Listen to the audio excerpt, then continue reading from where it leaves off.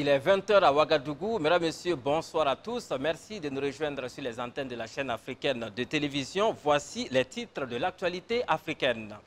Politique en Côte d'Ivoire, le nom de Laurent Gbagbo définitivement radié du fichier électoral. La décision a été entérinée par le président du tribunal et l'ancien président de Côte d'Ivoire n'est pas le seul. Guillaume Soro et Charles Blé Goudé sont également menacés par la même décision.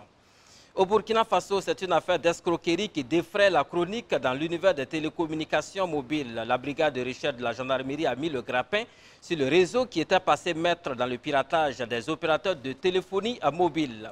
En Angola, 7 adolescents ont trouvé la mort dans l'application des mesures contre le coronavirus. Les événements se sont déroulés entre mai et juillet 2020 et ce sont les forces de sécurité angolaises qui sont mises en cause. Et voilà pour les titres de ce 20 h. Mesdames, Messieurs, ravi de vous retrouver et bienvenue à tous à l'écoute de cette édition du journal. Totale confusion ce matin à la mairie de Ouagadougou. La première session extraordinaire du conseil municipal qui était prévue ce mercredi a été reportée à la dernière minute et c'est là au grand étonnement des conseillers municipaux de l'opposition notamment. Ces derniers accusent le maire Roland Armand Pierre Bewende de non-respect de la loi suite au deuxième report de cette session. Une session qui était censée se consacrer à l'élection du deuxième adjoint au maire de Ouagadougou, suite en remplacement de Moustapha Semdé, décédé le 29 juillet 2020. Direction le Mali, la junte ayant renversé le pouvoir d'Ibrahim Boubacar Keïta le 18 août dernier a officiellement rencontré ce mercredi. Et cela pour la première fois, les opposants du M5. Ce fut une réunion de prise de contact, mais les opposants se sont déjà déclarés disposés à accompagner le processus de transition.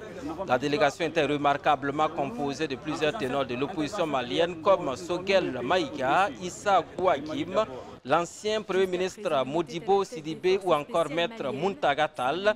C'est à Kati, au quartier général de la junte, qu'a eu lieu la rencontre avec les opposants du M5. À Ouagadougou, fin de parcours pour un réseau de faussaires démantelé par la gendarmerie nationale. Ils opéraient dans le piratage des réseaux de téléphonie mobile. Le mode opératoire, le matériel utilisé et les montants escroqués sur les opérateurs de téléphonie ont été dévoilés à la presse dans la matinée de ce mercredi 26 août 2020 au groupement mobile de gendarmerie à Ouagadougou.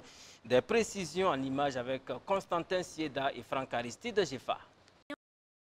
C'est à la suite d'un SOA transmis du procureur du Faso près le tribunal de grande instance de Ouagadougou, accompagné des plaintes des premiers responsables des maisons de téléphonie Orange Burkina et Onatel SA contre des présumés fraudeurs sur leur réseau, que la brigade de recherche de la gendarmerie de Ouagadougou a ouvert une enquête circonstanciée dans le but de découvrir les fautifs. Un réseau de faussaires dont le mode opératoire est décrit par les conférenciers. Nous avons interpellé l'intéressé et le conduire à son domicile parce que nous savons que généralement c'est à domicile que ça se passe.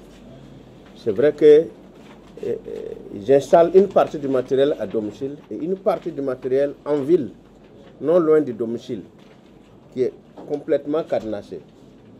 Donc lorsque nous l'avons interpellé, nous l'avons conduit à son domicile. On a retrouvé les SIM-box contenant les puces, les 127 puces à son domicile.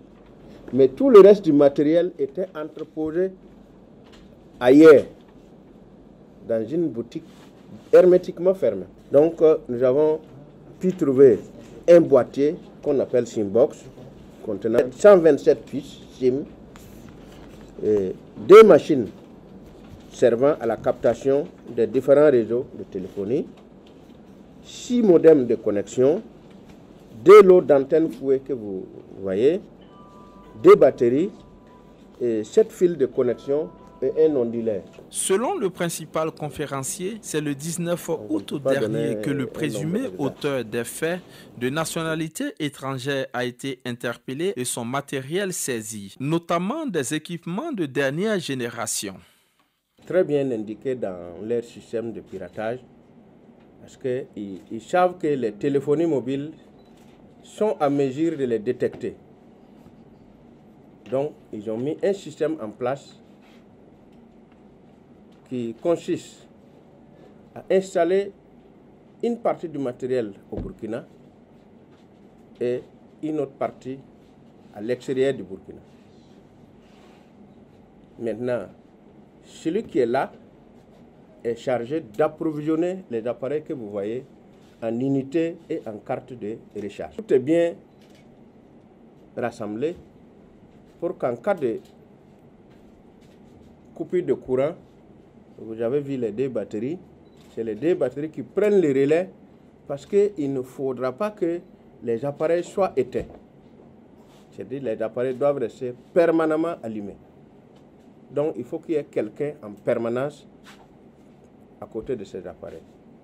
Et son correspondant qui est hors du Burkina, tout se fait à partir de là-bas.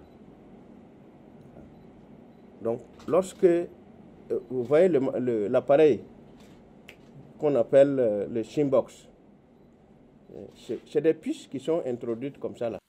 Et les réseaux de téléphonie mobile objets de fraude estiment pour leur part que les pertes enregistrées sont estimées à des centaines de millions selon les représentants de Orange Burkina et Onatel SA présents à cette conférence de presse. Les fraudeurs au nombre de 2, un vivant au Burkina Faso, l'employé et l'autre employeur vivant à l'étranger, sont tous 2 de nationalité étrangère.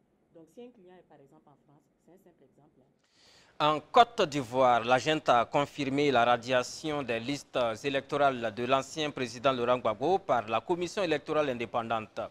Le président du tribunal a entériné la décision de radiation du président Laurent Gbagbo de la liste électorale. C'est un non définitif et il n'y a plus de recours au plan national, a affirmé Maître Claude Maintenon, l'avocat de Laurent Gbagbo. L'ancien président de l'Assemblée nationale, mais aussi ancien chef rebelle et ex-premier ministre Guillaume Soro, l'ex-chef des jeunes patriotes Charles Blé Goudé et l'opposant Akossi Benjo, ancien maire du quartier Plateau Abidjan, contestaient leur absence des listes électorales affichées dans les bureaux de vote début août 2020. Des proches de Soro, qui se dit candidat à la présidentielle du 31 octobre 2020, bien qu'ils vivent en exil en France, ont contesté la décision devant le tribunal de Korogo, mais attendent toujours une réponse, a-t-on appris de sources proches de l'intéressé.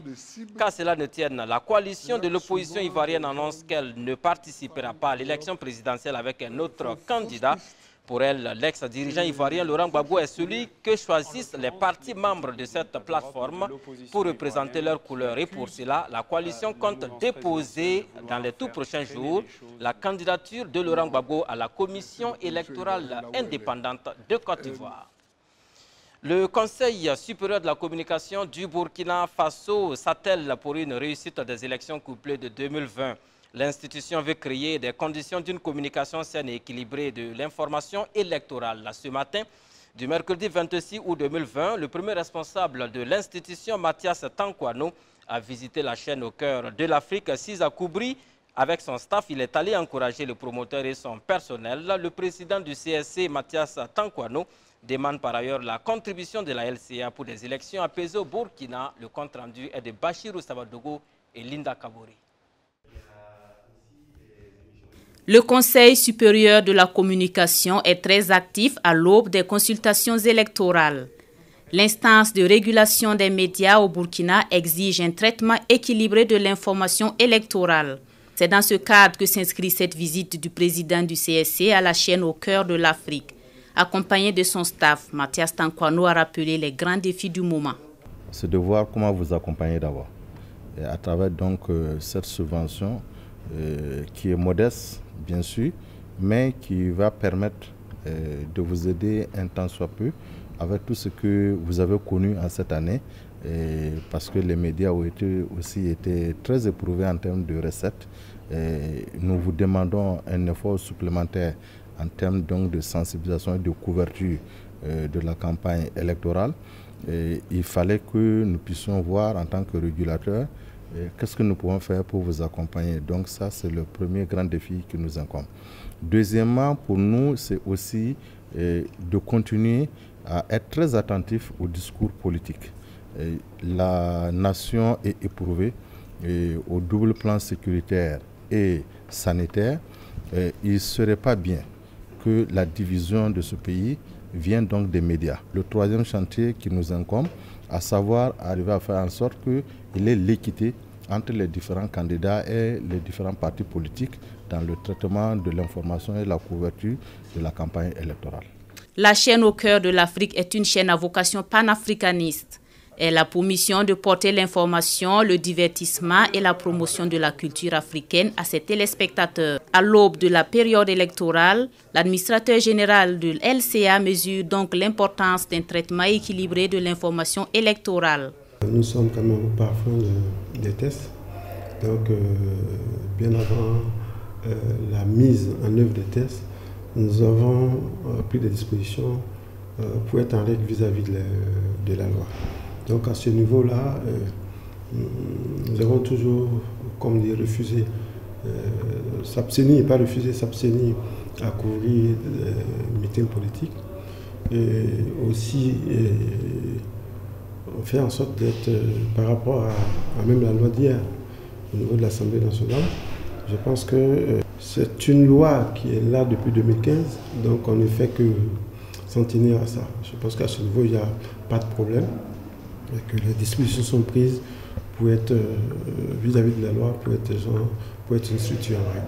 Nous sommes une télévision, on prend les dispositions pour que, d'abord, pour les 3 semaines de campagne, qu'on ait des équipes partout sur le terrain, à travers le pays, pour couvrir tous les candidats, afin de rendre à notre spectateur fidèlement ce qu'on a vu. Le président du Conseil supérieur de la communication a félicité le promoteur pour le travail abattu au quotidien.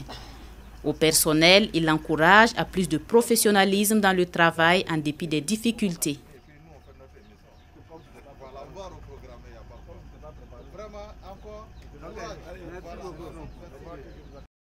Troisième jour consécutif de manifestation ce mardi à Tripoli. Sur la place des martyrs, des centaines de Libyens ont exprimé leur colère contre une détérioration des conditions de vie. Ils ont également fustigé ce qu'ils qualifient de corruption officielle, avec des pancartes portant des slogans tels que « les corrompus doivent être jugés ». Ces manifestations ont lieu malgré les annonces de remaniement ministériel faites par Fayez El-Sarraj, le chef du gouvernement d'union nationale. Le personnel de sécurité du ministère de l'Intérieur s'est fortement déployé lors de la manifestation de mardi après que les hommes en uniforme militaire aient tiré en l'air pour disperser les manifestants dimanche, ce qui a incité la mission de l'ONU en Libye à demander au gouvernement d'enquêter. Et puis en Angola, les forces de sécurité ont tué au moins 7 personnes, toutes des adolescents, ainsi que, je vous l'annonçais en titre de ce journal, ces tueries ont lieu entre mai et juillet 2020, alors que la police appliquait les mesures visant à freiner la propagation du coronavirus. La plus jeune victime était âgée de seulement 14 ans. Il a été abattu le 13 mai alors qu'il faisait des courses. Un adolescent a été blessé par balle au visage alors qu'il était allongé. Un autre a été tué lorsque la police a tiré sur un groupe d'amis qui s'exerçait sur un terrain de sport. L'état d'urgence n'est pas une excuse pour les violations des droits de l'homme. Aussi scandaleuse, a déclaré Depros Manchina, directeur d'Amnesty International pour l'Afrique orientale et australe. Retour ici au Burkina Faso pour parler éducation avec l'Union nationale des parents d'élèves du primaire, du post-primaire et du secondaire qui a dressé mardi le bilan de l'année scolaire 2019-2020. L'UNAPESB se félicite de la tenue effective des examens de fin d'année malgré les crises sécuritaires, sanitaires et sociales. Face à la presse mardi dernier ici à Ouagadougou, les parents d'élèves ont aussi formulé un certain nombre de recommandations à mettre en œuvre dès le début de l'année scolaire pour rehausser le niveau des élèves au Burkina Faso. Le point avec nos reporters Achille Ouedraogo et Yolande Zoumara.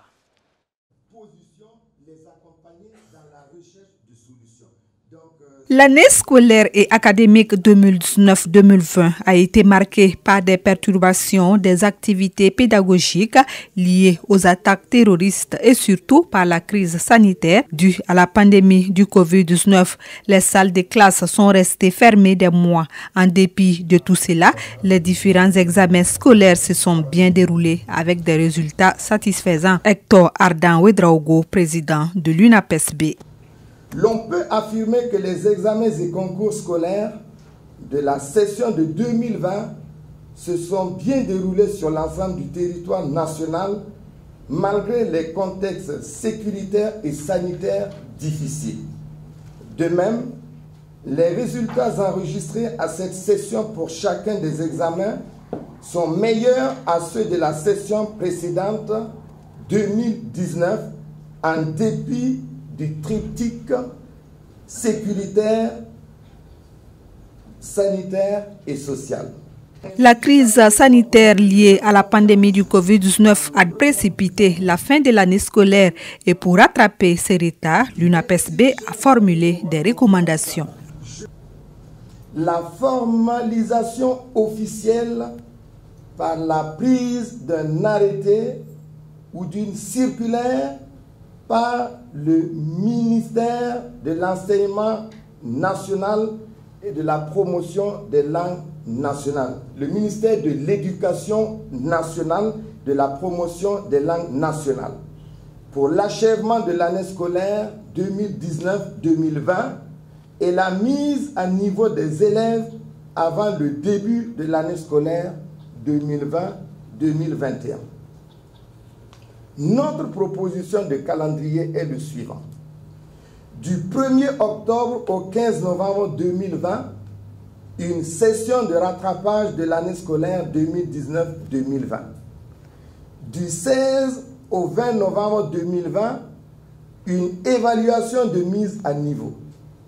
À partir du 21 novembre 2020 jusqu'au 15 juillet 2021, déroulement de l'année scolaire 2020-2021. Les discussions entre le gouvernement et les syndicats devraient reprendre en ce mois de septembre. L'UNAPESB encourage donc les deux parties à privilégier le dialogue et à trouver un compromis sur les points de discorde.